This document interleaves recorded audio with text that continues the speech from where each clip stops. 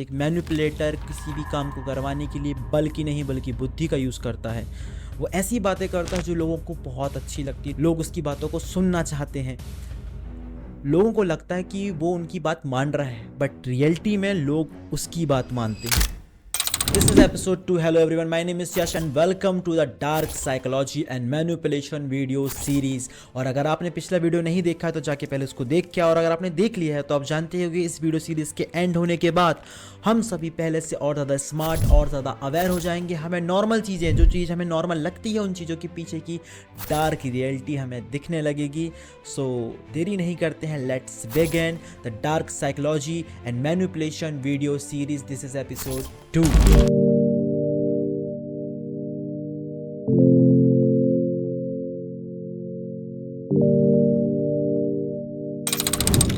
Point number 1, foot in the door technique. वैसे तो इस टेक्निक का यूज़ हमारे साथ एक न एक बार या तो हमने किया है या तो हमारे साथ हुआ है। एक एग्जांपल दूंगा, आप बोलोगे हाँ भाई तू सही कह रहा है। मान लो आपके पास आपका एक शैतान या एक बहुत हरामी सा फ्रेंड आया या उसका कॉल आया और उसने बोला कि भाई मैं बहुत ज़्यादा मुसीबत में हूँ, मेरी मम्मी हॉस्पिटल में एडमिट है, मुझे समझ में नहीं आ रहा था कि मैं किसको कॉल करूँ, किसके पास जाऊँ, तो इसलिए मैं सिर्फ तेरे पास आया हूँ। भाई मुझे 5,000 रुपये की ज़रूरत है, भाई प्लीज़ कहीं से भी दे दे यार, तू समझ यार, मैं सिर्फ तेरे पास उम्मीद से आया हूँ भाई। मुझे समझ में नहीं आ रहा था कि मैं कहाँ जाऊँ या किसके पास जाऊँ, और जैसे मैंने सोचा तो मुझे सिर्फ तेरा ही नाम याद आया, भाई तू कहीं से भी करके जुगाड़ कर दे भाई मेरा 5,000 का भाई। अब देखो यहाँ पर वो तुमको बहुत ज़्यादा इमोशनल कर रहा है। अब देखो कि अगर यहाँ पर आप एक स्टूडेंट हो तो आपके पास इतना पैसा नहीं है और आप उसको बोल रहे हो कि भाई मेरे पास इतना पैसा नहीं है। वो बोल रहा है कि भाई कंडीशन ख़राब है, कहीं से ये पैसे का जुगाड़ कर दो, और आप बोल रहे हो कि भाई मेरे पास इतना पैसा नहीं है यार, तू समझ। सामने वाला दोस्त आपको कहता है कि यार ठीक है भाई कोई बात नहीं, वैसे भी मुसीबत के टाइम पे कहाँ ही कौन साथ देता है। ये सब बात करके वो इमोशनल कर रहा हो, उसके सडनली वो चीज़ बोलेगा कि भाई सुन 5,000 ना सही, क्या तू 500 रुपये की हेल्प कर सकता है मेरी, मैं बाकी पैसे कहीं और से देखता हूँ जुगाड़ करके। और वो ये बोलेगा और आप उसको 500 रुपये दे दोगे, बिकॉज कहीं ना कहीं आपके अंदर एक इमोशनल अटैचमेंट आ चुका है, एक इमोशनली वो आपको कर चुका है, उसने आपको इतना इमोशनली चार्ज किया है कि आपको लगेगा कि एक सॉफ्ट कॉर्नर के थ्रू कि यार मेरे को इसकी हेल्प करनी चाहिए। आप बिना ये जाने कि क्या उसकी मम्मी, क्या उसका सही में इमरजेंसी है, क्या उसकी मम्मी सही में हॉस्पिटल में एडमिट है, बिना जाने आप उसको पैसे दे दोगे। और ये बहुत बार होता है, ये जस्ट एक एग्जांपल बताया ना मम्मी का, बट बहुत बार आदमी आपको ऐसा इमोशन करेगा कि भाई मेरे बिजनेस में बहुत ज़्यादा लॉस हो गया है या फिर समथिंग मेरे को ऐसा कुछ हो चुका है। और ऐसा बहुत बार बहुतों के साथ होता है, मेरे साथ भी हुआ है ना, कि जिसमें सामने वाला पर्सन में बता रहा बहुत ज़्यादा इमोशनली कर रहा है कि भाई मेरे को बिजनेस में लॉस हो गया है, मेरे पास पैसे नहीं है, और देख मैं किसी को बता भी नहीं सकता, मेरी आखिरी उम्मीद तू है और तुम पैसे दे दोगे। और जब फिर पैसे लौटाने की बारी आएगी तब खत्म कहानी। और रियलिटी कहती है कि उस बंदे को 5,000 की नहीं, रियलिटी में सिर्फ 500 की ही ज़रूरत थी। लेकिन अगर वो आपसे 500 रुपये मांगता तो आप उसको नहीं देते, बट क्योंकि उसने आपसे पहले एक बड़ा फेवर मांगा, प्लस उसने आपको बहुत ज़्यादा इमोशनली चार्ज किया, और उसको पता था कि मैं इससे पहले बड़ा फेवर मांगूंगा ये मना कर देगा, लेकिन उसके बाद अगर मैं छोटा फेवर मांगूंगा तो ये हाँ कर ही देगा, और आप उसने उसको 500 रुपये दे ही दिए। So this is called foot in the door technique, कि एक बार मैं पैर बस दरवाजे के अंदर रख दूं, बाकी मैं अपना शरीर तो दरवाजे के अंदर घुसाड़ ही लूंगा कैसे भी करके। तो अपने आप को इमोशनली स्ट्रांग बनाओ और ये देखो कि कब कौन कहाँ झूठ बोल रहा है, कब कौन कहाँ सच बोल रहा है। इस चीज़ की परख रखो अपने अंदर, और कुछ भी किसी को भी पैसा या फेवर देने से पहले थोड़ा उसके बारे में जानकारी निकालो कि क्या सामने वाला पर्सन सही में ज़रूरतमंद है भी या नहीं, या वो झूठ बोल रहा है आपसे और आपका चूतिया काटा जा रहा है या आपको उल्लू बनाया जा रहा है। तो इस चीज़ से बच के रहो।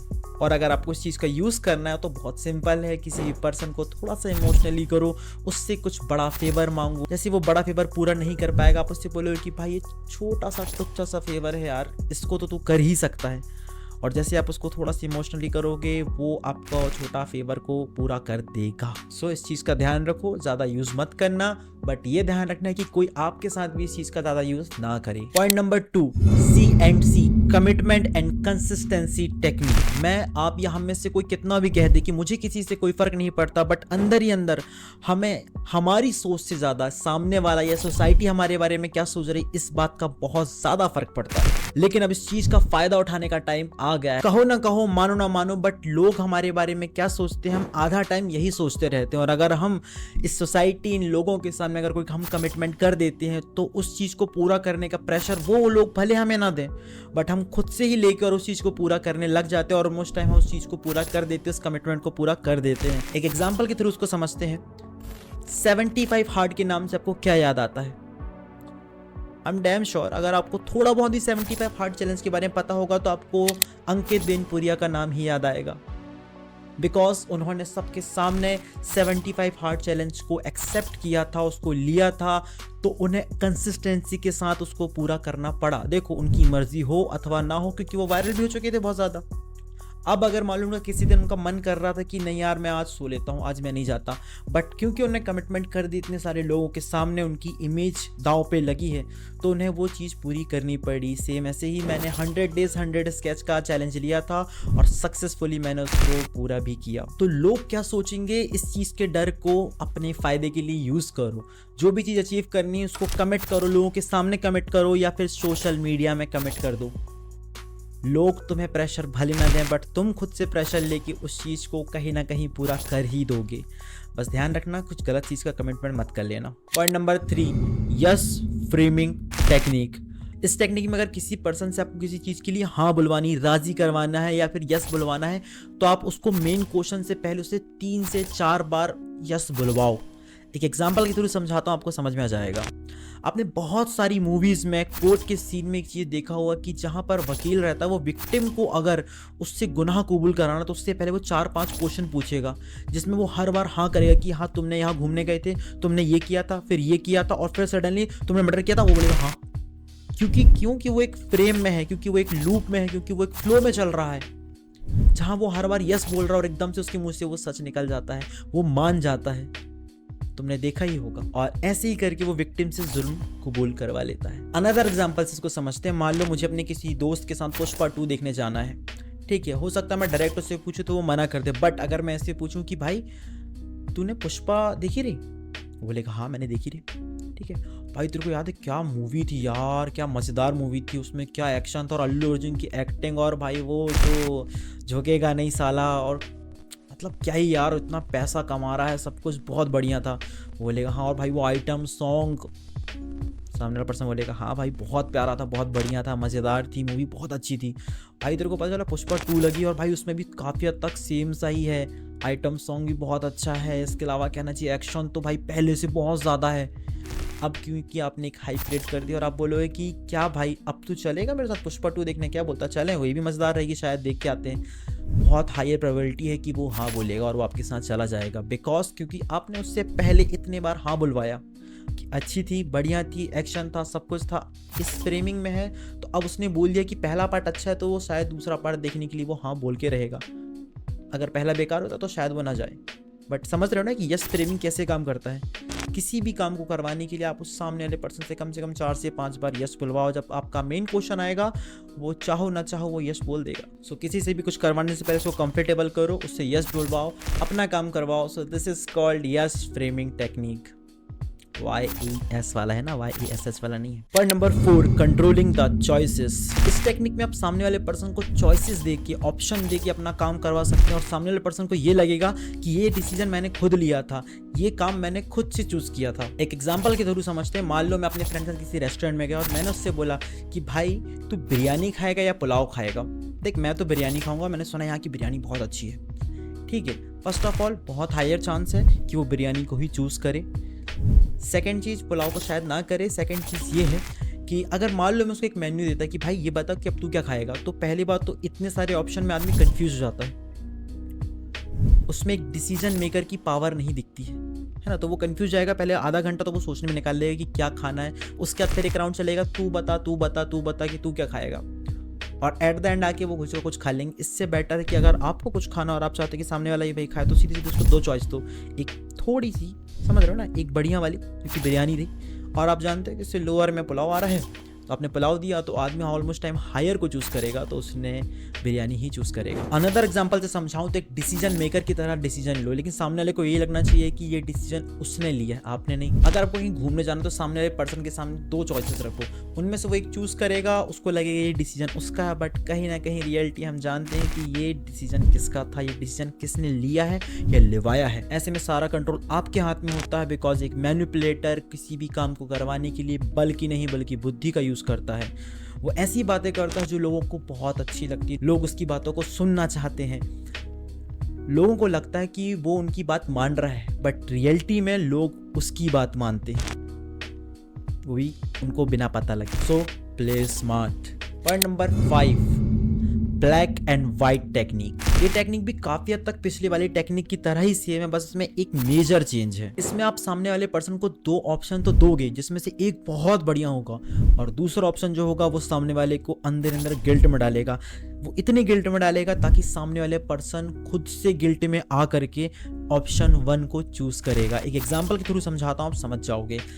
सो जस्ट इमेजिन, मान लो आपको किसी के साथ जिम जाना है या अपने किसी फ्रेंड को जिम जाने के लिए मोटिवेट करना है, तो आप उसको क्या बोलोगे? भाई तेरे पास सिर्फ 2 ऑप्शन है। पहला ऑप्शन तो ये है कि तू सबसे पहले अपनी फिजिक देख, कैसा हुआ जा रहा है तू। तेरे को एक्सरसाइज करने की बहुत ज़्यादा ज़रूरत है, अपनी हेल्थ का ध्यान रख। देख, तू एक्सरसाइज करेगा तो तू फिट रहेगा, फिट रहेगा तो तू अट्रैक्टिव दिखेगा, अट्रैक्टिव लड़के लड़कियों को पसंद आते हैं। समझ रहा है मेरी बात को कि नहीं समझ रहा? तू एक तोंद निकली जा रही है तेरी, खाने पीने का तेरा ध्यान बिल्कुल नहीं रहता, तू उठ पटांग तो खा ही रहा है। मैं कह रहा तू मेरी बात मान, एक्सरसाइज शुरू कर, थोड़ा सा अपनी डाइट पे ध्यान दे। देखिए अगर तू एक्सरसाइज भी करेगा ना तो तेरे अंदर हैप्पी हार्मोन्स भी एक्टिव होंगे, तू दिन भर खुश रहेगा। और एक्सरसाइज के नाम पे यार सबसे प्यारा तो भाई जिम है। मैं जिम जा रहा हूँ कल से, तू चलेगा साथ में जिम? बता।